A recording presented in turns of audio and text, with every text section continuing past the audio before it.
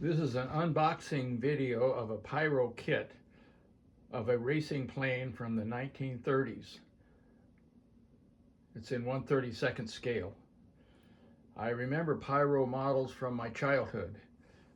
They not only made aircraft kits, they made ship models, car models, and full-size models of handguns.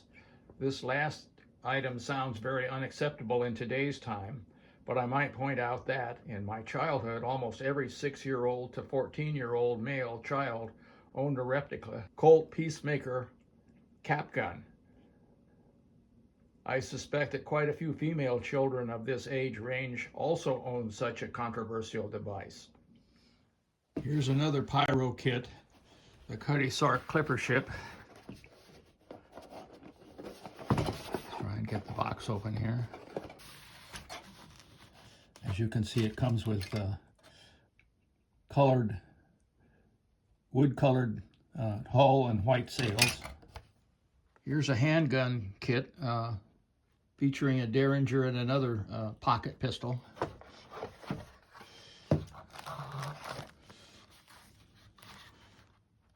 They're gunmetal in color and wood color grips. The Laird Turner Pesco Special or Meteor was a Thompson Trophy racer of the 1930s.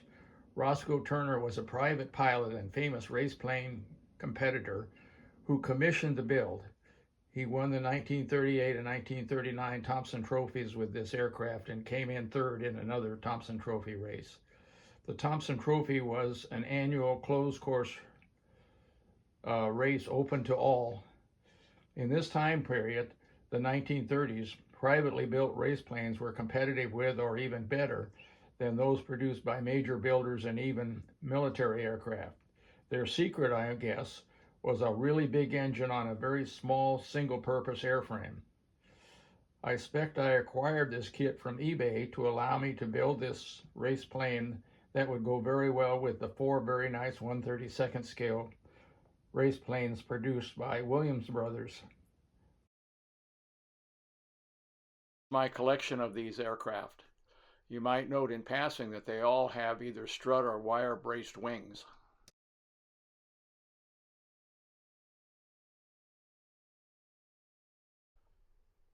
The Pesco Special or Meteor eliminates this drag.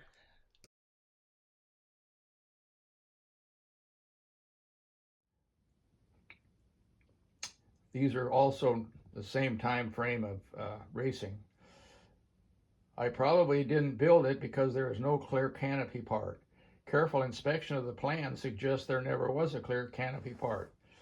Surely the aircraft had at least a windscreen.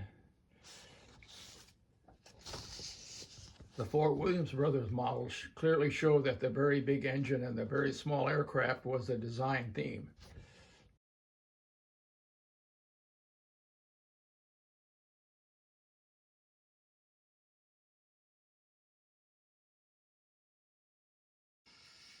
Here's the side of the box showing that it also contained a paintbrush and some paints, but not all the paints that you needed. Here's the end. The other side is basically a repeat of the first. And the other end with $15 marked on it. I don't know if that was the original price or a later price. Let's open the box.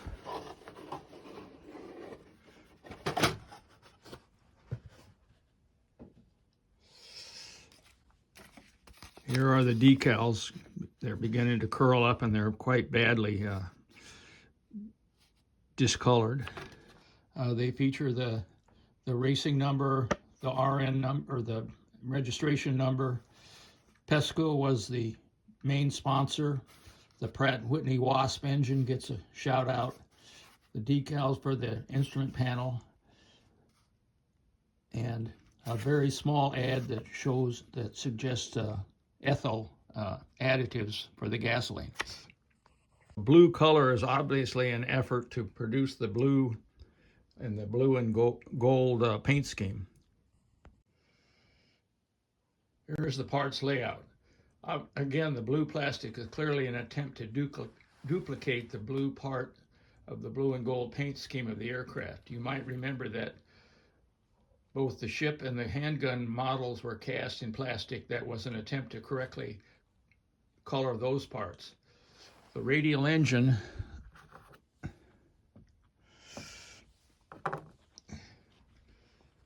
is only an indication of the front of the Pratt & Whitney engine, which was a double row air-cooled radial engine, rated at 1,000 horsepower, but probably modified to get much more than that.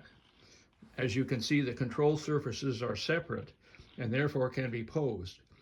The instructions tell you to cover the pins and sockets of the control surfaces and other parts, fitting parts, with Vaseline when you glue the parts together, therefore allowing the control surfaces to be free and posable. This might cause problems when you try to paint the model, so it might be wise to pre-paint. Here are the plans.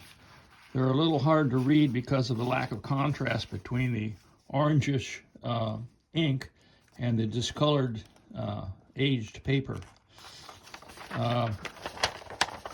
They